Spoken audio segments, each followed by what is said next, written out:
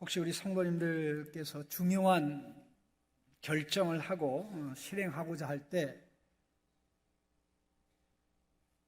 숨기지 않고 알리는 분이 있습니까? 만약 그런 분이 있다면 여러분이 믿고 신뢰하고 굉장히 귀하게 여기는 분일 것입니다. 회사에서 사장님이 어떤 중대한 결정을 실행하고자 할 때 여러분에게 먼저 그 사실을 알린다면 여러분은 엄청나게 신뢰받는, 또 그 사장이 인정하는 자랑스러운 일일 것입니다. 오늘 본문의 내용을 보면 우리 하나님께서 소돔 고모라의 멸망과 관련된 일을 아브라함에게 알릴 것인가 숨길 것인가 가지고 고민합니다. 물론 고민 끝에 하나님께서는 아브라함에게 알리셨습니다. 그 알리신 이유가 18절, 19절에 나오고 알리신 내용이 20절, 21절에 나옵니다. 하나님께서 아브라함을 얼마나 높이 평가했으면 그 누구도 모르는 어마어마한 사실, 소돔과 고모라의 멸망과 관련된 사실을 알리셨겠나 하는 이 내용을 생각해 볼 때 놀라지 않을 수가 없습니다. 예수님께서도 친히 제자들에게 말씀하시기를 내가 너희를 종이라 하지 아니하리니 종은 주인이 하는 것을 알지 못함이라. 너희를 친구라 하였노니 내가 내 아버지께 들은 것을 다 너희에게 알게 하였습니다. 제자들을 친구로 대하기 때문에 모든 것을 다 숨김없이 제자들에게 알렸다는 것입니다. 예수님이 이 말씀을 할 때 오늘 본문에 나오듯이 하나님께서 마치 아브라함을 친구 대하듯이 알린 사실을 배경으로 합니다. 이 얼마나 놀랍습니까? 하나님이 이렇게도 우리를 믿어 주신다니 참 생각만 해도 감격스럽습니다. 하나님은 왜 소돔 고모라 성을 심판하러 두 천사와 함께 오셔서 그냥 소돔 고모라로 가시지 않고 아브라함을 방문하셨습니까? 방문하신 목적이 두 가지가 있습니다. 그 중에 하나는 자기가 마침내 하나님의 기적적인 역사로 아들을 얻을 것이라는 확신을 가지지 못한 사라에게 확신을 주기 위한 것입니다. 아브라함은 이스마엘을 하갈을 통해서 얻음으로 자기는 애를 낳는데 문제가 없다는 사실을 알았습니다. 그러나 사라는 한 번도 애를 낳은 경험이 없기 때문에, 그런데다가 이제 애를 낳는 기간이 지나갔기 때문에 남편이 그런 말을 해도 믿기가 어려웠습니다. 그래서 하나님께서 1차적인 목적은 사라에게 믿음을 심어줘서 바로 내년 이맘때 아들 이삭을 낳을 것이라고 확신을 심어주기 위한 것이었습니다. 그리고 바로 두 번째 목적은 소돔 고모라 성의 멸망을 아브라함에게 기쁨해 주기 위해서, 알리기 위해서 오신 거였습니다. 이제 하나님의 1차적인 목적이 끝났습니다. 만찬 후에 대화 있고 이제 아브라함을 떠나갑니다. 아브라함을 떠나갈 때 아브라함이 그분들을 배웅하러 나갑니다. 16절에 그 사람들이 거기서 일어나서 소돔으로 향하고 아브라함은 그들을 전송하러 함께 나아가니라. 17절에 여호와께서 이르시되 내가 하려는 것을 아브라함에게 숨기겠느냐. 지금 사람으로 나타난 세 분, 그 중에 한 분은 여호와 하나님이고 아브라함은 그들을 이제 배웅을 합니다. 그런데 여호와 하나님께서 마치 사람이 고민하듯이 고민하는 거예요. 내가 이걸 아브라함한테 알려야 되나? 말아야 되나? 숨겨야 되나? 알려야 되나? 내가 아브라함을 택한 목적이 뭐지? 내가 아브라함을 통해서 이루고자 하는 것이 뭐지? 이런 것을 생각하는 가운데 하나님께서 두 가지 이유 때문에 아브라함에게 소돔 고모라의 멸망과 관련된 하나님의 계획을 알리기로 하신 내용이 바로 18절 19절입니다. 18절 19절의 내용은 하나님께서 독백으로 스스로 자기 자신에게 말씀했던 내용입니다. 아브라함은 강대한 나라가 되고 천하 만민은 그로 말미암아 복을 받게 될 것이 아니냐. 그러니까 내가 소돔 고모라 멸망에 대해서 숨기면 안 돼. 알려줘야 돼. 기띔해야 돼. 그런 뜻입니다. 아브라함을 강대한 나라로 만들겠다는 것은 하나님의 원대한 계획입니다. 아브라함을 갈대아인의 우르에서부터 부르면서 하나님은 반복적으로 말씀하셨습니다. 창세기 12장 2절 3절에 내가 너로 큰 민족을 이루고 내게 복을 주어 내 이름을 창대하게 하리니 너는 복이 될지라. 너를 축복하는 자에게 내가 복을 내리고 너를 저주하는 자에게 내가 저주하리니 땅의 모든 족속이 너로 말미암아 복을 얻을 것이라. 그리고 바로 17장에 오늘 18장과는 거의 시차가 없을 정도로 나오는데 17장에서도 동일한 말씀을 하셨습니다. 5절 6절에 이제 후로는 내 이름을 아브라함이라 하지 아니하리니 아브라함이라 하리니 이는 내가 너를 여러 민족의 아버지가 되게 함이니라. 내가 너로 심히 번성하게 하리니 내가 내게서 민족들이 나게 하며 왕들이 내게로부터 나오리라. 이 말씀을 누누이 설명을 드리면서 아담이 이루지 못한 것을, 노아와 노아의 자손들이 이루지 못한 것을 하나님께서 친히 아브라함에게 이루어 주시겠다고 약속하신 거라고 그랬습니다. 그래서 아브라함은 모든 열방들의 아버지가 되고 아브라함의 운의 아내 사레는 모든 열방들의 어머니가 될 것이라고 했던 것입니다. 왜 하나님은 그토록 아브라함을 크고 강대한 나라를 만들기를 원하셨습니까? 그것은 열방을 아브라함과 아브라함의 후손을 통해서 복 주기 위함입니다. 열방을 복을 주기 위한 수단으로 아브라함과 아브라함의 후손을 택했다는 것입니다. 아브라함과 아브라함의 후손을 택한 것은 이스라엘이 하나님의 목적이 아니고 열방을 축복하기 위한 수단이었다는 것입니다. 꼭 기억하시기 바랍니다. 이스라엘은 하나님의 목적이 아닙니다. 열방을 축복하려는 하나님의 거룩한 수단입니다. 그들의 능력과 경건으로 스스로 이룰 수가 없습니다. 그래서 하나님께서 친히 해 주시겠다고 말씀하신 것입니다. 물론 아브라함을 수단으로 해서 열방을 복주고자 하는 하나님의 계획은 우리 주 예수 그리스도 안에서 다 이루어져서 열방인 우리들이 이 아브라함의 마지막 후손, 마지막 자손인 예수 그리스도를 믿고 우리가 아브라함의 영적 후손, 자손들이 되어 복을 지금 누리고 있습니다. 그래서 우리가 예배하고 있는 것입니다. 그 아브라함에게 나타난 이 위대하신 아버지의 모습, 하나님의 모습은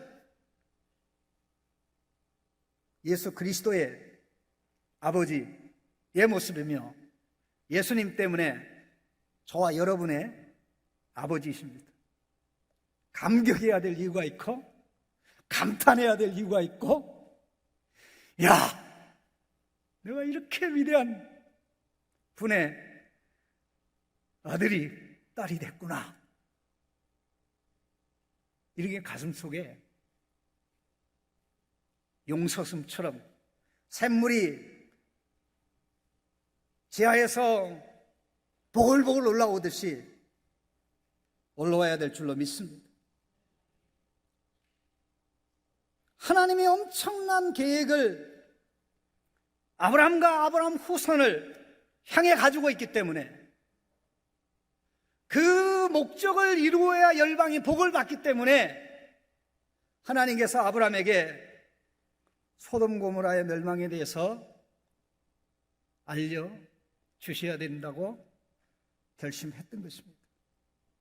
그리고 또 하나는 19절에 나와 있는 대로 내가 그로 그 자식과 권속에게 명하여 여호와의 도를 지켜 의와 공도를 행하게 하려고 그를 택하였나니 이는 나 여호와가 아브라함에게 대하여 말한 일을 이루려 함이니라. 아브라함을 통하여 아브라함을 거룩한 수단 삼아 열방을 복주고자 하는 하나님의 계획이 이루어지려면 아브라함이 해야 할 일이 있습니다.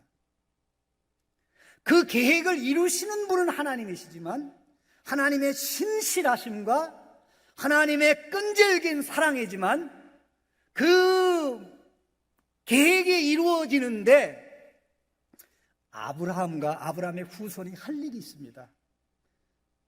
그게 무엇입니까? 아브라함과 아브라함의 후손이 여호와 하나님의 도를 가르쳐서 그들로 하여금 지키게 하는 것입니다.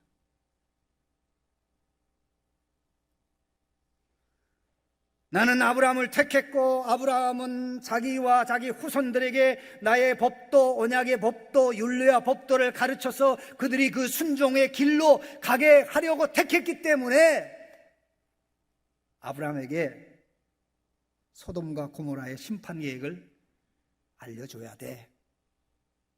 그 말씀입니다. 그들이 가야 될 길은 여호와의 도입니다. 여기서 여호와의 도라는 것은 길입니다. 길은 하나님의 백성이 만드는 것이 아니라 하나님께서 만든 것입니다. 하나님께서 만든 그 길로 하나님의 언약 백성은 가면 됩니다. 그렇다면 아브라함은 그의 후손들에게 여호와 하나님의 언약의 도가 무엇인지, 언약의 법도가 무엇인지 교훈하고 가르치고 훈련하고 연단해서 여호와 하나님의 법도의 길로 가도록 인도하고 지도할 뿐만 아니라 그를 위해서 아브라함 자신이 먼저 그 길로 가야 했던 것이죠. 그래서 하나님께서는 혹독하게 아브라함에게도 순종 훈련을 시키고 이삭에게도 순종 훈련을 시키고 야곱에게도 순종 훈련을 시켰습니다. 그 기나긴 끈질긴 기다림의 과정을 통해서 하나님께서 한 걸음 한 걸음 언약의 길로 가도록 역사하셨습니다. 여호와 하나님의 도를 지키는 것은 구체적으로 어떻게 표현이 됩니까? 그것은 바로 19절에 나와 있듯이 의와 공도를 행하는 것으로 표현됩니다. 여기 의는 16장 5절에 나오는 아브라함이 여호와를 믿으니 여호와께서 그를 의로 여기고 했을 때 사용된 동일한 단어입니다. 아브라함은 믿음으로 의롭다함 받았습니다. 하나님은 아브라함을 의인으로, 법적인 의인으로 취급합니다. 이제 아브라함이 어떻게 살아야 됩니까? 의인의 행동을 해야 됩니다. 의인의 말을 하고 의인의 처신을 하고, 성품적으로 의인이 아닌데 행위적으로 의인이 아닌데 하나님께서 그에게 의인의 신분을 수여해 주셨으니, 의인이라는 옷을 딱 입혀 주셨으니 의인의 옷에 걸맞게 의로운 행위를 아브라함이 하고 아브라함의 후손이 하도록 가르쳐야 된다는 것이죠. 그게 바로 의입니다. 우리는 믿음으로 의롭다함 받은 성도인 줄로 믿습니다.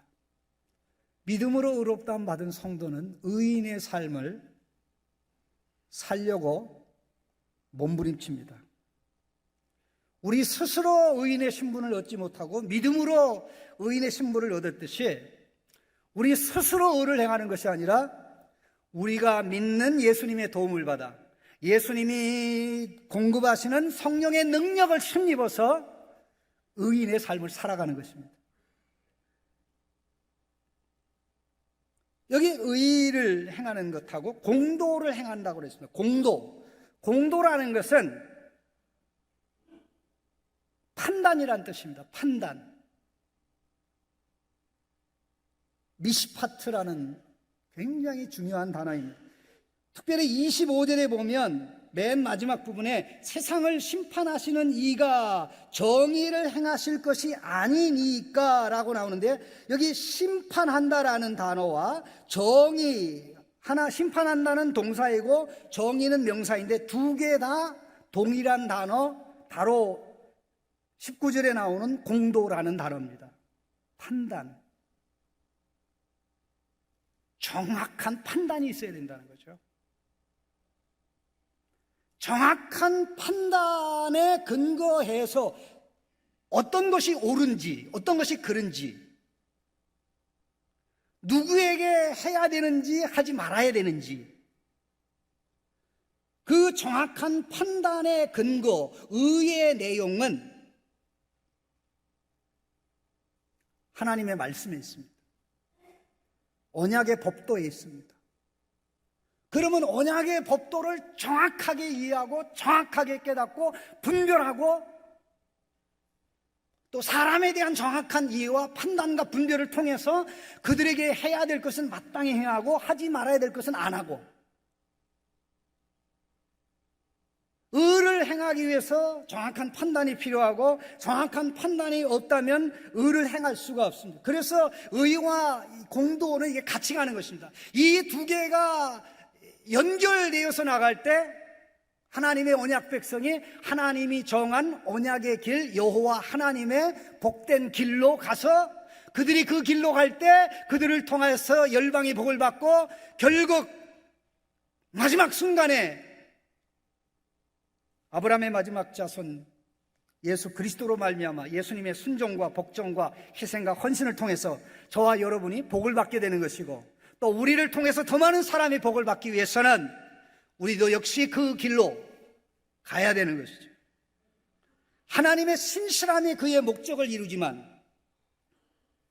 그 목적을, 거룩한 목적을 이루는데 하나님은 우리의 부족한 순종을 쓰시기를 기뻐합니다. 순종의 길로 가다가 넘어지고, 순종의 길로 가다가 쓰러지고, 또 좌절도 하고 낭망하더라도 우리의 작은 순종을 작게 여기지 아니하고 크게 여기고 귀중하게 여기고, 우리가 작게 순종하든 미미하게 순종하든 보이지 않게 순종하든 그 순종의 능력은 예수 그리스도의 십자가에서 오기 때문에 하나님은 귀중하게 여깁니다. 아주 소중하게 여깁니다. 그렇게 할 때 하나님이 열방을 축복하기 위한 거룩한 수단으로 삼은, 아브라함과 그의 후손을 열방을 축복하기 위한 수단으로 삼은 목적을 이루시겠다고 하신 것입니다. 바로 이 두 가지 이유 때문에 내가 아브라함을 방문할 때 이 생각을 했었는데, 아브라함과 식사를 하면서 머물면서 장시간 또 고뇌를 하셨던 것입니다. 참, 여기 말씀을 보면서 우리는 오늘 본문이 사람이 아닌 하나님을 사람처럼 묘사했다는 사실을 주목해야 됩니다. 사람을 만드신 하나님은 사람이 아닙니다. 그런데 하나님이 하나님으로 나타나면 우리가 도무지 하나님과 의사소통이 안 되기 때문에 천사를 보낼 때에도 천사가 사람의 모습으로 나타나고 하나님 자신도 사람의 모습으로 나타났던 것입니다. 그래서 사람이 고민하고 사람이 번민하고 사람이 대화하듯이 이렇게 나오는데, 이렇게 고민하고 번민한 다음에 그래, 이런 이유 때문에 알려야지 하면서 알려주신 내용이 소돔 고모라의 심판과 관련된 20절 21절의 내용인데 놀라 자빠질 정도의 내용이 나옵니다. 20절 21절 보시죠. 여호와께서 또 이르시되 소돔과 고모라에 대한 부르짖음이 크고 그 죄악이 심히 무거우니 힘이 무거우니 내가 이제 내려가서 그 모든 행한 것이 과연 내게 들린 부르짖음과 같은지 그렇지 않은지 내가 보고 알려 하노라. 이미 창세기 13장에 소돔 고모라의 향후 심판이 있을 것을 언급합니다. 13장 13절에 소돔 사람은 여호와 앞에 악하며 큰 죄인이었더라.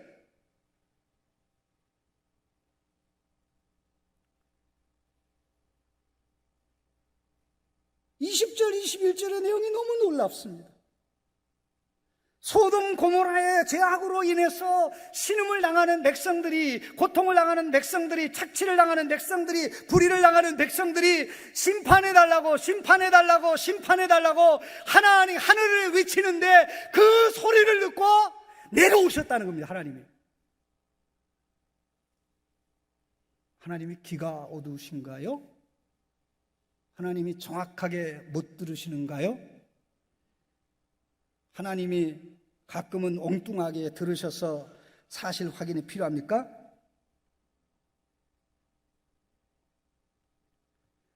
하나님의 모습을 사람의 모습으로 소개하면서 인간이 우리가 해야 될, 하나님의 아들, 딸들인 우리가 행해야 될 모습이 하나님께서 사람의 모습으로 나타나셔서 아브라함에게 하신 그 모습이어야 될 것을 가르치기 위해서 이걸 한 것입니다. 하나님은 성급하게 심판하는 경우가 없습니다. 우리가 잘 아는 바벨탑 심판 사건, 그때도 하나님께서 친히 내려오셨습니다. 친히 내려오셔서 확인하셨습니다. 11장 5절에 여호와께서 사람들이 건설하는 그 성읍과 탑을 보려고 내려오셨더라. 그리고 언어를 혼란케 하는 거죠. 이미 소돔 고모라의 죄악이 분명하고 확실하지만 행여라도 아브라함이 하나님을 오해할까봐, 하나님은 판단력이 흐리고 하나님은 불의하게 심판을 내리는 하나님으로 오해할까봐 내가 사실 이런 그 정의의 부르짖음, 심판의 부르짖음을 듣고 내려와서 사실 확인을 하고 그게 그렇다면 소돔 고모라 성을 심판할 것이다. 참, 이 말씀 앞에 우리는 고개를 숙일 수밖에 없습니다. 왜요? 우리는 듣는 것으로 이미 결론을 내립니다. 내가 좋아하는 사람이 얘기하면 결론을 내립니다. 모든 게 다 끝, 판단 끝. 그리고 액션을 취합니다.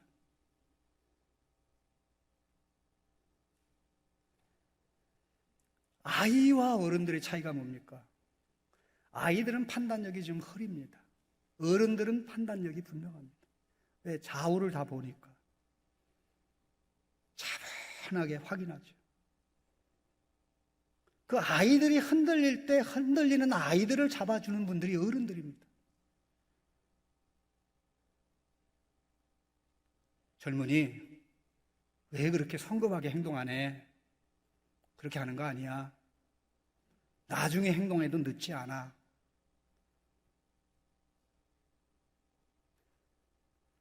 우리의 하나님,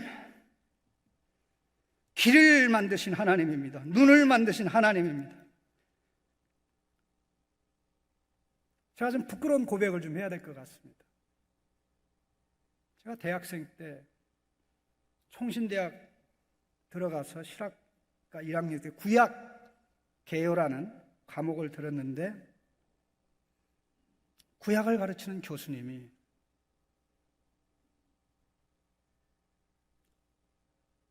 하나님은 눈도 없고 귀도 없고 코도 없고 발도 없고 손도 없다고,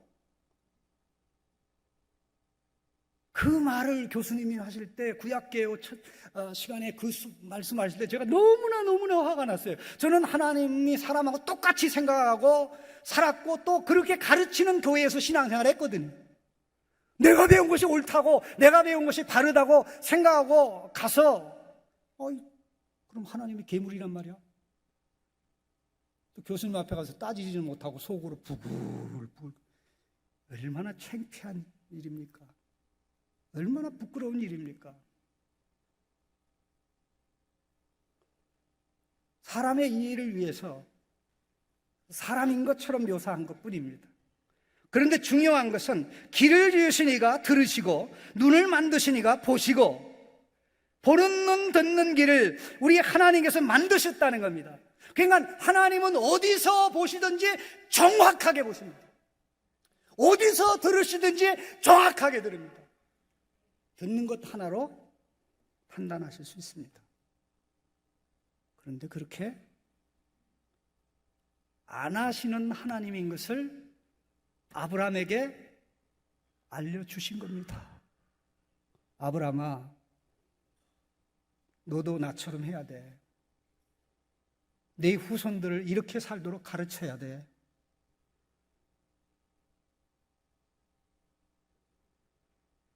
하나님의 길을 두 개 만든 것은 양쪽을 다 들으라고 만든 것입니다. 하나님의 눈을 양쪽에 만든 것은 다 들으라고 만든 것입니다.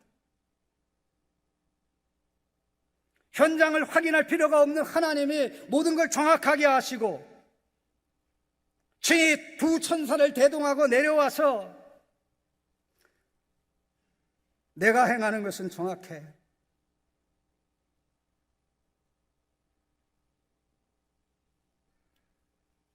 교회는 진리의 공동체입니다.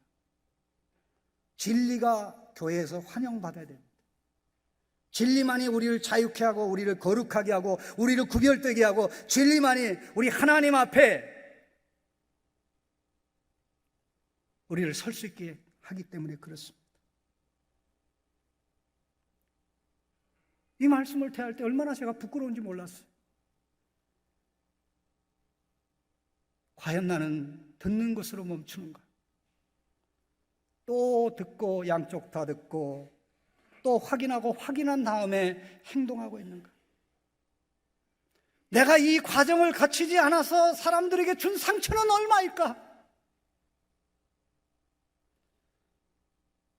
당사자에게 단 한 번도 확인 안 해보고 이야기를 해서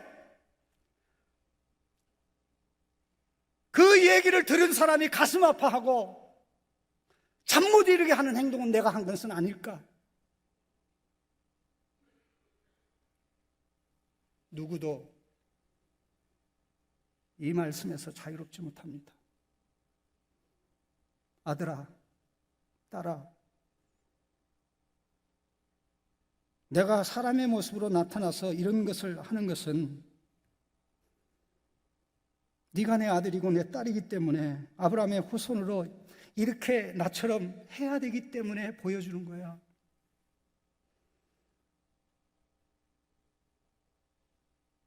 저는 우리 창신교회가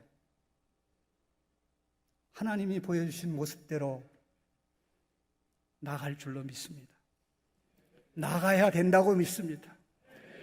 이런 일에 어른들이 앞장서서 중심을 잡고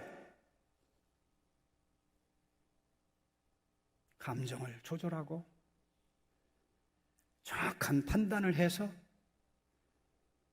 나갈 수 있다면 교회만 복된 것이 아니라 혼란의 와중에 있는 대한민국이 복되고 세상에 복되게 되는 역사가 있을 줄로 믿습니다.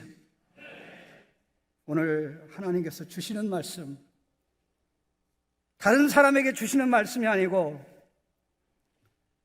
나에게 주시는 말씀이라고 생각하며 나에 대한 엄청난 기대와 소원을 가지고 목표를 가지신 하나님 앞에 이런 위대한 아버지, 위대한 하나님 실망시키지 않겠습니다. 도와주세요. 이런 마음의 결단과 고백이 있기를 주님의 이름으로 축원합니다. 하나님 감사합니다. 부끄럽습니다. 죄송합니다. 하나님의 모습, 하나님이 사람의 모습으로 나타나서 우리에게 보여주고 들려준 모습, 우리가 가져야 될 모습, 해야 될 행위인 줄로 믿사오니 성령으로 도우사 그 길 가게 하시고 성령으로 우리를 붙잡아 주시사 부끄러운 것은 십자가 앞에 내놓고 자랑스러운 모습으로 한 걸음 한 걸음 가게 역사해 주옵소서. 예수 그리스도의 존귀하신 이름으로 기도하옵나이다.